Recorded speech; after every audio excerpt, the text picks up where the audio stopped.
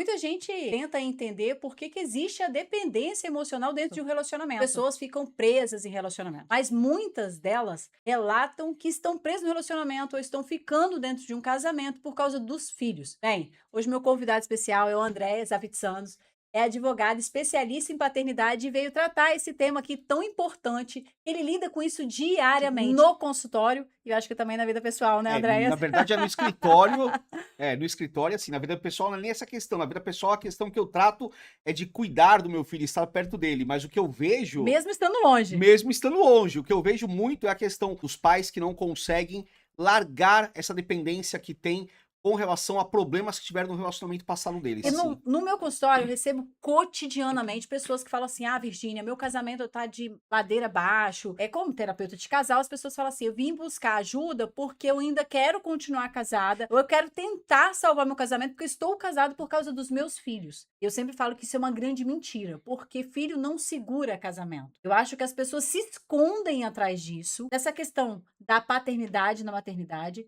e às vezes questiono isso e confronto isso com eles. Mas no decorrer da jornada, como mãe de 4 filhos, eu percebo que muita gente segura porque fica esperando a maturidade emocional do filho, para que esse processo de separação seja menos horroroso, como você diz, né. Mas eu queria entender, você que acompanha vários e vários casos de separação, porque eu tenho os casos do casamento que conseguem se resgatar. E o meu número de separação é pequeno perto daquilo que você trata. Eu queria entender qual é a sua visão que você tem. Você acha que, de fato, o filho segura casamento? Ou o filho não segura casamento? Ou as pessoas têm que esperar mesmo o filho crescer, ter mais maturidade, porque isso vai gerar um afastamento, o pai vai deixar de ter contato com o filho, ou a mãe vai deixar de ter contato com o filho? Qual a visão que você tem disso? bom, assim, você me conhece, você sabe que a minha frase padrão para essa relação, para essa pergunta é uma única: é melhor um final horroroso do que um horror sem fim. E assim, eu vejo pais vivendo em situações de horror sem fim, mesmo depois de separados, porque eles continuam com uma dependência emocional daquele pseudo relacionamento positivo que eles tinham enquanto casados. Então, tudo que eles fazem, eles têm que dar satisfação para ex-esposa, satisfação para a mãe da criança, pedir a bênção em tudo, não assumem um posicionamento de serem pais, entenderem que agora eles só são pais daquela criança ou daquelas crianças e não mais maridos das suas antigas companheiras. E eu entendo que mesmo acabando a questão do casamento, continua tendo uma dependência emocional. E é isso, é uma situação que eu te pergunto também. Por que que um homem, por que que um pai, ele tem necessidade de ter essa dependência emocional da sua ex-companheira em virtude da paternidade? Assim, eu acho que é tóxico para uma criança conviver numa casa com um casal só apresenta problemas, que é totalmente disfuncional, que não tem mais entendimento e que acham que, socialmente falando, se eles estiverem morando juntos, se eles tiverem aquele conceito de família unida, de família tradicional, com a criança próxima, o casal, papai, mamãe, avós, filhos juntos, eles vão educar melhor essa criança, vão transformar essa criança uma pessoa melhor da manhã. Eu acho que é bem o contrário. A criança cresce com problemas, cresce vendo o casal, com brigas, cresce vendo pai infeliz, mãe infeliz, discussões constantes, vida indo ladeira abaixo, porque nenhuma vida de casal progride quando vocês dois não têm o mesmo objetivo, quando marido e mulher não têm o mesmo objetivo, o mesmo desejo.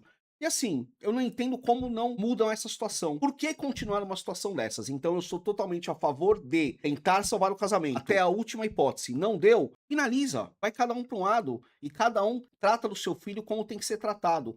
Pai do filho sendo responsável como pai, presente, consciente, participativo, e a mãe da mesma forma, morando com a criança muitas vezes, mesmo que não more com a criança, não deixando de ser uma pessoa ausente na vida do filho. Então acho que isso que é o principal, que é o fundamental. Agora eu quero te perguntar, por que existe essa necessidade de demonstrar que estar casado é o melhor mesmo estando infeliz? Então, muitas mulheres colocam a dependência financeira do marido ou do genitor, no caso, né. Tá. Então ela coloca que ela não consegue se libertar, porque às vezes ela não trabalha, ou o recurso dela é pequeno e ela vai ter que mudar o padrão de vida. Percebo que muita gente não entende que a separação é mudança de padrão de vida. Tem como. Uma casa que é alimentada por 2 pessoas, ela vai passar a ser alimentada por uma pessoa e continuar no mesmo padrão. A gente vai ter uma quebra de padrão. Só que muitas mulheres não aceitam essa quebra, preferem se submeter às relações, aos abusos, à toxicidade dessa relação, ou até esse falta de amor, como é que é? O horror sem fim. Viver no horror Um horror sem sem fim. fim, por causa dessa questão financeira. E algumas mulheres nesse meio dessa jornada também criam essa dependência emocional, assim como homens também criam. E ficar nessa dependência de ter que dar satisfação mesmo depois do fim, porque fica naquela ideia fantasiosa da família de comercial de margarina. Exatamente. e quer voltar a ter aquilo a qualquer momento e acha que se rompe esse vínculo, é o último fio que tece o cordão que faz eles se desconectarem. Só que até tem um versículo na Bíblia, que é em Amós 3:3, que fala assim: andarão dois juntos se não houver sintonia. Eu sempre falo, com meus pacientes, é como se quando a gente está desintonizado no relacionamento, é como se um tivesse tocando uma música na rádio AM e o outro tocando uma música na rádio FM. Até o estilo musical é diferente. E aí eles ficam nessa discussão e a criança, o adolescente, o jovem, ele vai desenvolver naquele ambiente totalmente de conflito. O que está acontecendo? A gente tem uma geração, acho que é a geração Z, se eu não me engano, que tem um índice de casar muito mais tarde do que a geração anterior. Eles não estão se casando. Acho que eu não sei se é a Z ou a Y, eles não estão se casando, eles estão casando na faixa etária dos 30 anos. Por quê? Porque eles têm uma ideia de casamento como algo tóxico, algo não saudável e ao mesmo tempo líquido e volúvel. Se eu não também estão separando com muita facilidade por qualquer coisa. A resiliência acabou, porque eles também qualquer problema que vem, eu não quero ter a vida do meu pai e da minha mãe. Pelo amor de Deus, então eu vou separar logo. Então a gente tem que entender que existe um equilíbrio. Não é qualquer coisa que eu vou separar e também não tenho que suportar o mundo todo de horror para eu ficar por esse casamento com a ideia de que eu tô nesse casamento por causa de um filho, porque eu tenho que entender até quando isso é saudável, até quando esse ambiente é tóxico ou não. Por isso a minha pergunta, no seu escritório, você vê que as pessoas esperam os filhos crescerem? Porque no meu consultório eu vejo pessoas esperando os filhos chegarem à adolescência ou chegarem até numa vida adulta para que eles encarem o divórcio. Porque parece que fica mais fácil dissolver a propaganda do comercial de margarina Sim. quando o filho tá grande, do que quando o filho é pequenininho. Porque pequenininho eu tenho que ter todas as fotos da família, de jardim de infância, de ensino fundamental, de ensino médio, lá a família toda unida. Mas aí depois que cresce, já se formou, já terminou a faculdade, aí agora eu posso dissolver, entendeu? É o que eu vejo na prática isso. Você vê como que é isso pra Não, você? no meu caso é diferente, Virgínia, porque no meu caso, quando o casal chega ou quando o pai chega, eu atendo pais. Eu trabalho para pais, eu prefiro advogar para pais, porque é Pra uma homens? bandeira para homens. Uma bandeira que eu levantei é essa, a bandeira do pai ter o direito à convivência com o seu filho. Então, assim, ele não pode ser obstado de conviver com o filho não pode ser afastado da vida dele, porque além de ser um direito dele, primariamente é um direito do filho, de ter a convivência do pai junto. Então, os bons pais, aqueles que querem estar presente na vida dos filhos, aqueles que têm intenção de participar, de colaborar, de educar, de dividir tarefas, dividir ensinamentos e dividir a vida de uma forma geral, são os clientes ideais para mim. Não é o cliente que não quer ter relação com o filho. Esse cliente eu não pego. Eu posso ter um filtro e eu exerço esse filtro e eu corto esse cliente. Então, para mim, não me interessa. Então, quando chega no meu caso, no consultório, no escritório, aliás, já chega um casamento Falido. finalizado, falido, entendeu? 90% dos casos já é o pai que já tem o casamento finalizado, já tem uma discussão, um conflito com a outra parte, com a ex-esposa, com a mãe da criança, relacionada à guarda, relacionada à convivência da criança, relacionada a questões do dia a dia, de como a criança pode ser educada, de dificuldades para conseguir conversar com a criança, conseguir estar perto dela. E assim, Todas as faixas etárias. em todas as faixas etárias, mas eu vejo muito que as principais faixas etárias onde se apresenta esse problema são as faixas etárias das crianças muito pequenas, até 5 anos de idade. Por quê? Porque essa criança, ela é de uma certa forma indefesa ainda, no sentido dela não poder expressar o que ela quer, o que ela tá vendo de errado, não poder conversar com o pai, conversar com a mãe, explicar para eles em palavras: "Parem de brigar, eu quero É, ter vocês 2 ao meu lado, eu é. preciso me desenvolver de forma saudável, para isso eu preciso do amor de vocês 2, o amor de vocês é igual para mim em intensidade". Então não tem tanto problema com, crianças maiores ou filhos adolescentes, porque geralmente eles já conseguem falar e eles já demonstram a É, o vontade de ficar com cognitivo é alguém. O diferente. cognitivo é diferente, exatamente isso. Agora, quando chega no meu escritório, um caso de um casal que já não existe mais, uma família que já foi dissolvida. Agora, eu só não consigo entender como mesmo com essa família dissolvida, existe às vezes tanta mágoa, tanto ressentimento, tanta sensação às vezes de querer voltar para um ambiente que era tóxico pro pai, porque o ambiente tóxico não é só para a mãe, muitas vezes para Sim. os pais também. Então, o pai querer voltar para aquele ambiente tóxico, ou ele entender que aquilo era um local que ele vivia bem, mas que por um motivo de bronca pessoal ou de interesse difuso, ele acabou sendo colocado para fora de casa, acabou acabando uma relação, terminando uma relação. Ele entende que aquilo ainda era um local para ele viver. E não, ele tem que entender que a paternidade se exerce independente de você ter uma companheira ou não, independente de você ter esposa ou não, independente de você e o seu filho. Família pode ser composta de um pai e de um filho, ou de uma mãe e do filho. Sim. Não precisa ser composta de um casal com uma criança. Então isso é uma coisa que acontece muito, e é isso que eu não entendo. Qual o vínculo que existe não permite que alguns homens tenham boom na mente, abram a mente, furem uma bolha, entendam que eles podem ser muito felizes sozinhos, ou então com uma nova pessoa, mas sempre acompanhando o filho que ele tem, nunca deixando o filho de lado e não deixando se levar por influências que ele tem, de uma relação passada tóxica ou de uma relação que existe ainda presente de forma tóxica, no sentido de tentar boicotar a paternidade dele e afetar aquilo na vida dele. Ah, mas o que acontece em muitos casos é uma questão de princípios, ou falam propósito, falar que religiosidade. Ele casou com a ideia de ter uma família e de quebrar talvez até um padrão geracional de divórcio, de separação na família dele. Então ele casa com aquela fantasia de que casou com a mulher ideal e quando essa mulher faz alguma coisa ou que ele toma a decisão de sair desse relacionamento, ele entra numa questão de frustração com ele mesmo e se sente um total fracassado. Eu percebo no consultório é isso. Os homens relatam eles usam essa palavra. Me sinto um fracassado. Você recebe muitos homens no consultório que já são separados? Sim, Ou que estão em processo de separação? sim, tanto homens quanto mulheres, mas Hum. hoje eu atendo mais homens do que mulheres, por incrível que pareça. É mesmo? Como mentora de mulheres, atendo E mais como homens do que mulheres. e qual a relação que eles têm com os filhos deles quando eles têm? O que Então você analisa como padrão? então, vou dizer 2 padrões que eu atendo. Eu atendo um padrão do pai presente, daquele super pai que quer guarda compartilhada, que quer participar da vida do estar na escola, quer estar presente, quer pagar mais do que aquilo que foi determinado pela justiça. Ele, pensão alimentícia, ele não está nem querendo saber disso, ele está querendo manter a qualidade de vida do filho, então não quer nem saber. Então ele vai pagar, ele vai se matar, ele vai se doar, ele quer ser o pai presente, independente se ele está no novo relacionamento, o filho é prioridade para ele, mesmo que ele priorize o outro relacionamento, mas ele não negocia o tempo com o filho por causa do relacionamento, ele consegue equilibrar. Tenho esse perfil de pai. Quando eu vou falando, eu vou lembrando deles aqui tudo na minha Sim, cabeça, sim. sabe? E eu tenho o perfil de pai que é aquele pai assim, meu casamento acabou, a minha filiação, né, minha paternidade, né, a relação que eu tenho, ela se tornou pertencente a um passado, uma outra A vida relação parental que ele tem, parental. É isso parental. aí, isso, obrigado por ter corrigido.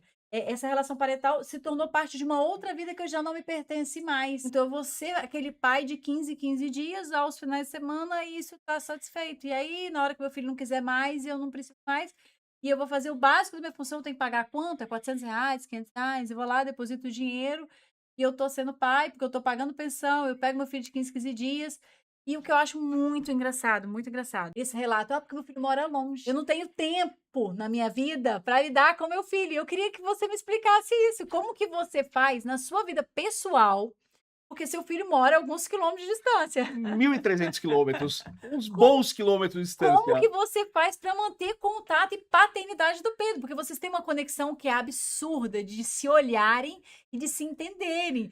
Você fala um negócio, ele faz uma carinha, uma expressão que é Pois como é. que você consegue manter essa conexão com essa distância toda? Porque no meu consultório existem os pais de 15 dias que pagam pensão e falam: "Não consigo por causa da distância. Eu não consigo por causa da minha rotina". Você tem uma rotina acelerada e você tem muita distância. Como que você consegue? Amor e intencionalidade. Se você não tiver intencionalidade naquilo que você quer fazer, naquilo que você opta por ser a prioridade da tua vida, você não consegue fazer ela sair do papel. E a minha intenção, a minha prioridade sempre foi ser pai. A partir do momento que eu fui pai, eu não ia mudar esse foco, não ia mudar esse plano. Então é assim, meu filho foi morar longe, mora com a mãe hoje a 1.300 quilômetros de distância. Não é uma viagem fácil para mim encontrá-lo e mesmo assim, constantemente eu vou, agora cada vez mais, inclusive. Como eu vou para lá? Pego um avião, desço no aeroporto, alugo um carro, dirijo em média 2 horas e meia até chegar na cidade dele. Assim, é cansativo? É, eu já tenho 53 anos. Então, cada ano que passa eu sinto que eu fico um pouquinho mais cansado. Só que o amor é suficiente para suprir esse cansaço, para me dar as forças necessárias que eu preciso para estar perto dele sempre. E aí tem uma outra questão, desde muito cedo, desde muito pequeno, ele já nasceu em outra cidade. Já nasceu longe de mim, longe do meu físico, mas muito próximo do meu coração da minha mente em todos os momentos. Eu consegui desde pequeno estabelecer uma rotina de conversas com ele por videochamada. Então, assim, eu tenho a tecnologia hoje que está a meu favor. Aliás, está ao favor de qualquer pai. Só não está a favor do pai que não quer estar presente na vida do filho. Então, assim, converso por videochamada todos os dias. Não existe nada mais importante no meu dia do que a minha conversa, que é judicialmente estabelecida e determinada, com o meu filho diariamente, entre 7 e 8 horas da noite, mais ou menos nesse horário. Às vezes acontece tem um imprevisto, a gente precisa falar de manhã, a mãe tem um compromisso ou eu tenho um compromisso, a gente adapta a situação, mas eu não deixo de falar com o Pedro nenhum dia. E quando eu deixo de falar com ele, quando aconteceu alguma vez deixar de falar com ele, ele reclamou pra mim no dia seguinte.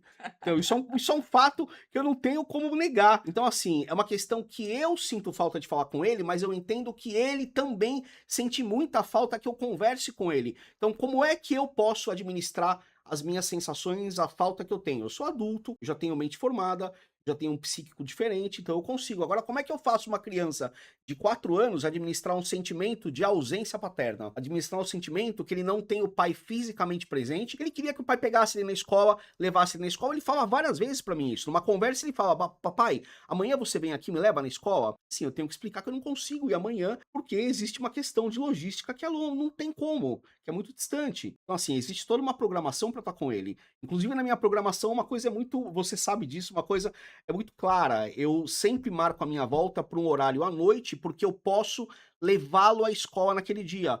É uma vez que eu levo a cada mês, é uma vez que eu levo a cada 45 dias, 60 dias, mas faz a diferença na vida dele. Ele sente isso, ele espera por isso. E geralmente, nas últimas vezes todas que eu fui até a cidade dele, eu faço questão de chegar durante a semana para buscá-lo na escola.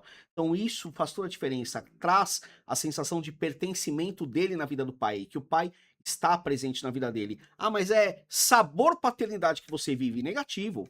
Não é sabor paternidade. Eu vivo a paternidade de forma presente, constante, ativa. Todos os dias eu converso com meu filho, eu brinco com meu filho. Você viu esses dias, inclusive, um vídeo.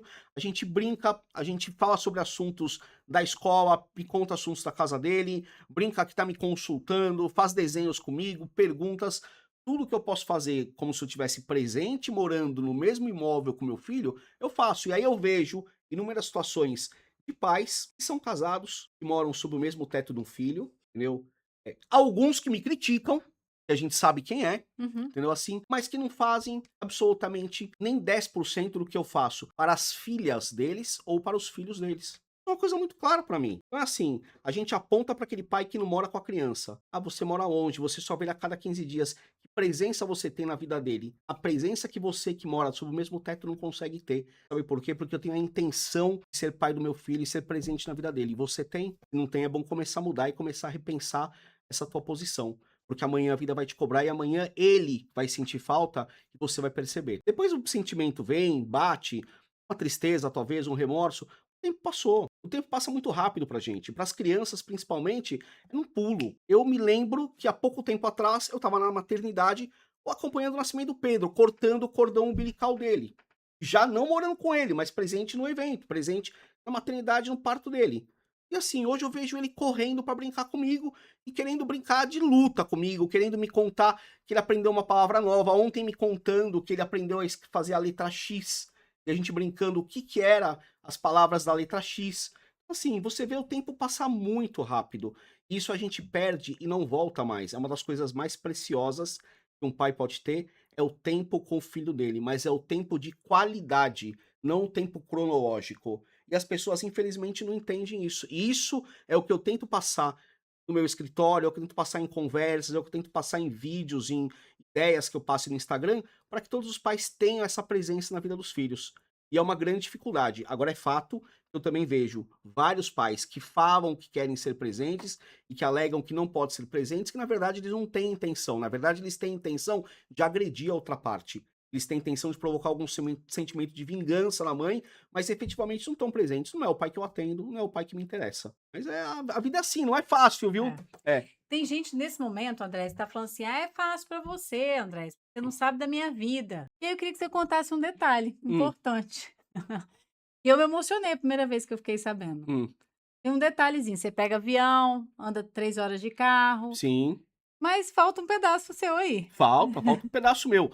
Eu pego o avião, eu ando 3 horas de carro, eu me desdobro em 10 pessoas para ser um pai presente em tudo que eu passo, e assim, eu poderia ser a pessoa que mais reclamasse, da paternidade que eu tenho com meu filho ou das dificuldades que eu passo. Eu não tenho uma perna, e mesmo assim me impede de eu ir atrás do meu filho, de eu estar perto dele, de eu pegar um carro e dirigir até lá, de eu pegar um avião e, sabe, me matar para estar próximo a ele. Eu não me mato, eu faço por prazer, eu faço porque eu gosto, eu faço porque é importante que o meu filho esteja do meu lado, que ele saiba da presença paterna como é, que ele saiba quem é o pai dele, da forma que o pai dele é e o que o pai dele pode fazer para estar perto dele. Isso é um fato que é muito claro para mim. Então eu vejo muita gente reclamar, sabe, falar que tudo é difícil, eu não tenho tempo de viajar, eu não consigo juntar dinheiro trabalhando. Cara, eu junto dinheiro trabalhando, eu trabalho desde que eu tenho 14 anos de Você idade. não usa o governo, né? Não uso o governo, eu não tenho Bolsa Família, eu não me inscrevo para receber nenhum tipo de benefício do governo federal. E não critico quem recebe, desde que possa receber. Faça jus a receber, não quem não faz jus a receber e às vezes se inscreve para receber alguma coisa. Mas assim, não preciso de benefício do governo, não preciso de auxílio de ninguém. Trabalho desde os 14 anos, estudei, me formei. Por quê? Porque eu tive um pai e uma mãe que foram extremamente presentes na minha vida. Como todo casal, eles ficaram 50 anos casados, eles tiveram problemas na relação deles, como qualquer casal tem, mas não se separaram, mas focaram em educar os filhos, focaram em estar próximos aos filhos e focaram em fazer, no meu caso, eu entender que eu não tinha diferença nenhuma de ninguém. E realmente eu entendo que eu não tenho. Tô aqui, pai, profissional, presente, batalhador, dedicado para cuidar do meu filho. E você tá aí talvez reclamando da sua vida. Bem, espero que você tenha aprendido alguma coisa, que esse vídeo tenha acrescentado na sua vida alguma coisa. Compartilha, manda para os amigos, manda para aquele pai que está precisando daquela ajuda. E o Andrés vai deixar aqui a rede social, como você pode fazer contato com ele. Eu, como terapeuta de casal, terapeuta sexual, também tenho uma mentoria chamada Legacy of Love, que fala justamente desse legado do amor que a gente pode deixar para nossa família, de como restaurar o relacionamento, em busca do amor próprio. Então, vou deixar aqui meu contato na descrição do vídeo, Virginia Pérez, e o Andrés vai deixar o contato dele também, vai ficar na descrição do vídeo. É isso aí, Andréas Advogado, pelo Instagram, né? E especialista em Em paternidade. direito de família focado para paternidade. Eu falo para pais, eu defendo pais, eu defendo principalmente o direito dos filhos conviverem juntos com seus pais. E até o nosso próximo encontro. Um grande abraço.